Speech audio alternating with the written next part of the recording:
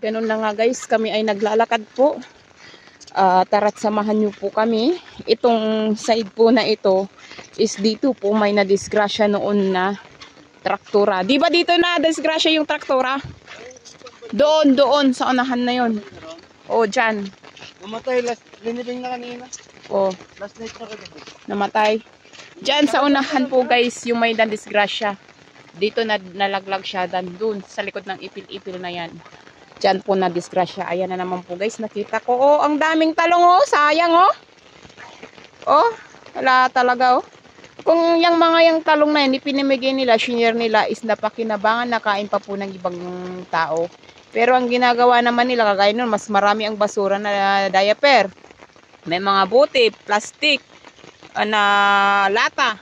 Yan, mga pinaganuhan ng bagong, pwede pa naman yan i-recycle, ba't hindi nila iipon kasi? May mga damit doon. Kung ayaw nila, pwede namang ipamigay. Ang marami po dito nakikita ko sa part na ito na tinatapon nila guys, is yung mga diaper po. Hindi po ako natutuwa sa nakikita ko po na ganyan. Kasi napakadumi po talagang tinitingnan. Guys, ayan na may dumaan siya dyan na ano. Ayan. Okay yan. Kung kanya mga sasakyan.